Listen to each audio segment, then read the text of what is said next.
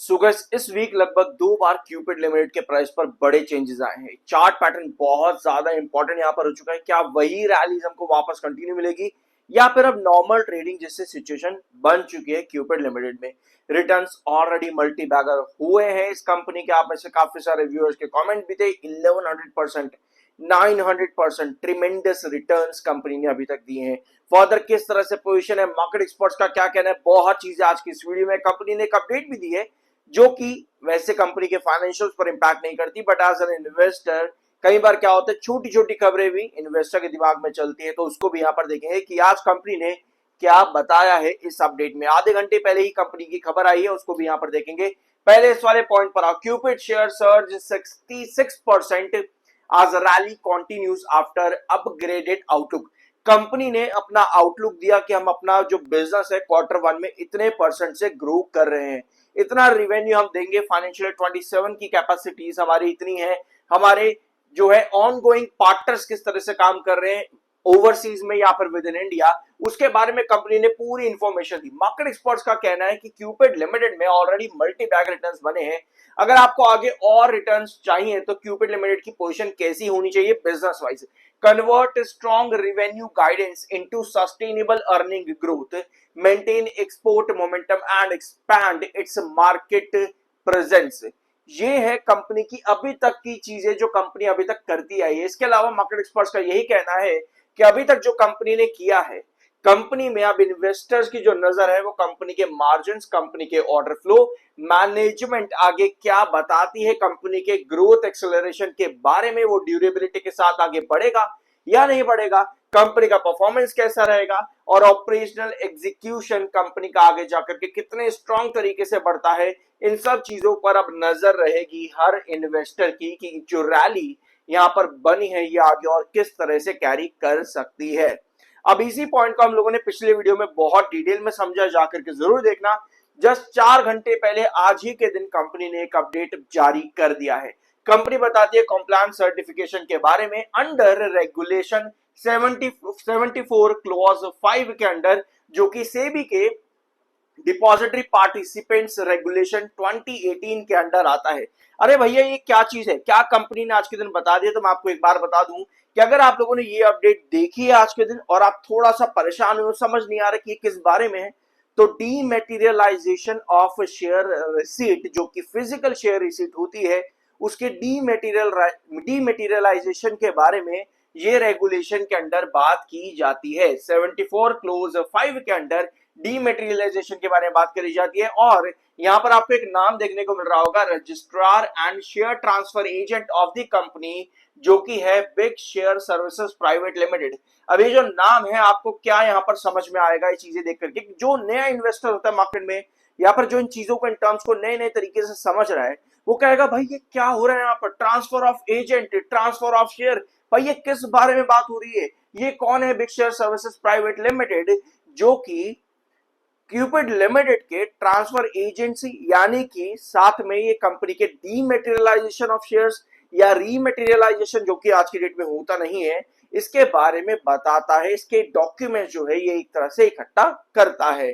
ठीक है, तो ये कंपनी के अंदर big share services private limited काम करते हैं।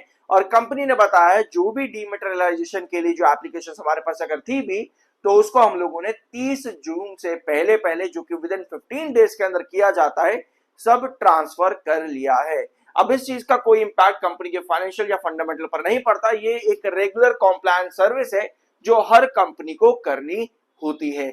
और सबसे बढ़िया चीज, टेक्निकल पॉइंट ऑफ व्यू से हमारे पास परसों के सेशन करेक्शन आ चुकी थी, जिसके बाद आपका एमएफआई 78.1 पर आज की डेट में 70.3 पर आपका आरएसआई है। ये मोमेंटम ने, इस कूलिंग डाउन प्रोसेस ने क्यूपिड लिमिटेड में अभी तक इतनी बड़ी रैली बना करके दी है। छोटी मोटी करेक्शन में बार बार इसके टेक्निकल ने ही इन्वेस्टर का साथ हर बार दिया है और इस बार भी वही हुआ। लॉन्ग टर्म ASM1 में अभी भी है। और अब आते हैं क्यूपिड लिमिटेड के चार्ट पर, आगे की पॉसिबिलिटी क्या है उसको समझते हैं। लेकिन उसके पहले सब्सक्राइब जरूर करना। आई एम NISM सर्टिफाइड, ये रहा मेरा सर्टिफिकेट। अब आते हैं क्यूपिड लिमिटेड के चार्ट पर, और ये जो गिरावट आपको देखने को मिली, इसके पीछे एक बड़ा रीजन आपका आता है टेक्निकल का बेयरिश होना। 90s के एरियाज पर आपके टेक्निकल्स थे, तो आपको वहां पर प्रॉफिट बुकिंग डेफिनेटली देखने को मिलती है। जिसकी वजह से ये गिरावट भी पड़ी क्यूपिड लिमिटेड में। ये एक पॉइंट है टेक्निकल का कूल डाउन होना। दूसरा पॉइंट क्यूपिड लिमिटेड में जो सबसे इंपॉर्टेंट रहता है वो है इसका 7 EMA पर बार बार बेस बनाना। क्यूपिड लिमिटेड में जब भी आपको बड़ी गिरावट नजर आई है, जैसे इस वीक हमको वेडनेसडे में देखने को मिली, ये करेक्शंस क्यूपिड लिमिटेड में रेगुलर बेसिस पर रही है, लेकिन हर बार टेक्निकल कूल डाउन होने की वजह से आपको 7 EMA पर बेस बना करके क्यूपिड बार बार ब्रेकआउट्स प्रोवाइड करता है। अब कल के सेशन में हम वापस आ गए 7 EMA पर और आज भी हमने उसके ऊपर ही क्लोजिंग दी है, जो कि टेक्निकल पॉइंट ऑफ व्यू पे इसको कूल डाउन भी करता है और 7 EMA के ऊपर बेस बनाने में मदद भी करता है। ऑल्दो अगर आप आज की कैंडल को देखोगे 1 आवर टाइम फ्रेम पर कन्वर्ट करके, तो आपको एक चीज नजर आएगी कि 7 EMA पर कहीं ना कहीं आज के सेशन के अंदर प्रॉपर सेलिंग देखने को मिली है क्यूपिड लिमिटेड में। अब यहां से आपके पास दो प्राइसेस निकल करके आते हैं। एक चीज तो हम लोगों ने कल ही डिस्कस कर ली थी कि 224 ये हमारे जो है इस समय एक सबसे बड़ा रिजेक्शन है। 224 को क्रॉस करना ही पड़ेगा एक नया टारगेट यानी कि नया ऑल टाइम हाई लगाने के लिए, तभी यहां पर आपको नए इन्वेस्टर बनते देखने को मिलेंगे जब ये 224 को क्रॉस करेगा।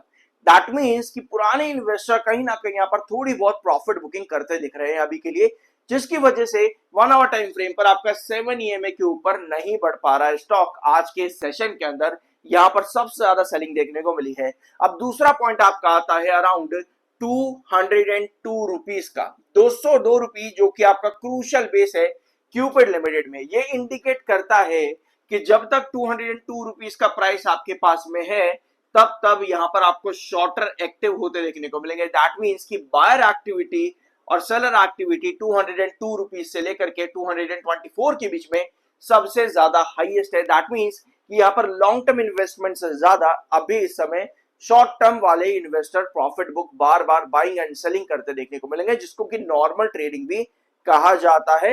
यानी कि जो अभी तक लगातार हमको ब्रेकआउट्स मिल रहे थे हर दिन पर सेकंड, हर दिन 7-8% तक की तेजी या 10-12% तक की तेजी, उसके चांसेस 224 क्रॉस करने के बाद नजर आते हैं, क्योंकि 224 को अगर ये टच करता है कमिंग वीक्स में आकर के, दैट मींस कि वहां पर एक डबल टॉप पैटर्न भी पहले क्रिएट करेगा, तो उसको हमें क्रॉस करना जरूरी है फर्दर और लंबे ब्रेकआउट्स के लिए। ऑलराइट, ये सारी चीजें टेक्निकल पॉइंट ऑफ व्यू पे जरूरी रहेंगी। और स्पेशली एक पॉइंट और नोट करना कि अगर मेरी बाइंग यहां पर 188 के पास में है, तो आपका प्राइस 202 के नीचे अगर गिरता है तो वहां पर भी आपके पास एक पॉइंट प्रॉफिट बुकिंग का आता है। अब आप कहोगे भाई ये क्या बोले जा रहा है प्रॉफिट बुकिंग, भाई नहीं आनी है, नहीं करनी है, नहीं करनी है, तुमको तेजी चाहिए, तो ऑफ कोर्स मैंने उसका पॉइंट भी आपके सामने यहां पर रखा है कि 224 क्रॉस करता है, दैट मींस कि 224 के बाद में 225 पर ये क्लोजिंग देने में कामयाब हुआ अगर कमिंग वीक्स में, तो आपके पास नए टारगेट्स फॉर एग्जांपल 230 या प्लस के देखने को मिलते हैं क्यूपिड लिमिटेड में। अब ये सारी बातें आपकी हो गई टेक्निकल पॉइंट ऑफ व्यू पे। अब आपके पहले पॉइंट पर हम आते हैं और इस वीडियो को कंक्लूड कर देते हैं। पहला पॉइंट हमारा था मार्केट एक्सपर्ट्स का क्या ओपिनियन है और इन्वेस्टर्स की नजर कहां पर रहेगी। अब इसी पॉइंट को कंक्लूड करने के लिए हमको आना पड़ेगा कंपनी के नंबर्स के पास एक बार फिर से, जहां आपको नजर में आता है कि कंपनी ने पिछले 3-4 क्वार्टर, इनफैक्ट पिछले 5 क्वार्टर काफी बढ़िया ग्रोथ किया है, जिसकी वजह से आपको ये रैली लगातार देखने को मिली। लेकिन ऐसा नहीं है कि उसके पहले ये स्टॉक रैली नहीं कर रहा था, इनफैक्ट पहले भी आपको स्टॉक में अच्छी खासी रैलीज देखने को मिली, बट काफी ज्यादा इनकंसिस्टेंट रैली थी। बट अभी कंपनी ने पिछले लगभग 1 साल में कंसिस्टेंट रैली दी। अब ऐसा क्यों है? क्योंकि कंपनी की इनकंसिस्टेंसी यहां पर आपको नजर आएगी ग्रोथ परसेंटेज पर। कंपनी बढ़िया ग्रोथ दे रही थी, फिर डिप कर गई, तो यही चीज अगर आने वाले क्वार्टर्स में कंपनी कर रही है, दैट मींस कि स्टॉक फिर भी अच्छा रहेगा।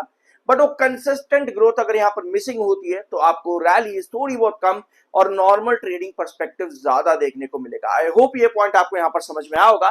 दैट मीन्स कि कंपनी को अगर कंटिन्यूसली रैली देनी है, फर्स्ट ऑफ ऑल Q1 तो कंपनी ऑलरेडी बता रही है कि हम एक्सपेंशन कर रहे हैं, हमारा नंबर भी 150 करोड़ के आसपास का रेवेन्यू रहेगा, तो दैट मीन्स कि एक क्वार्टर भी कंपनी का बढ़िया है, जिसकी रैली ऑलरेडी कंपनी दे चुकी है प्री नंबर्स में। पोस्ट नंबर्स में देखना है कि कंपनी का प्रॉफिट ग्रोथ भी किस तरीके का रहेगा, तो वो एक रैली कंपनी के लिए यहां पर है। अब नेक्स्ट रैली जो है कंपनी के नेक्स्ट बिजनेस के ऊपर डिपेंड करती है कि आगे कंपनी कैसा बिजनेस प्रोवाइड कर रही है। ये सब तरीके से आपके लॉन्ग टर्म ब्रेकआउट्स कैरी करेंगे। फॉर एग्जांपल 250, 270, 270, 300 और 320 आई होप ये सभी पॉइंट्स आपको यहाँ पर समझ में आए होंगे। कुछ नया जानने को मिला हो, सब्सक्राइब करते जाना। I am NRSM certified. मिलता अगले वीडियो में।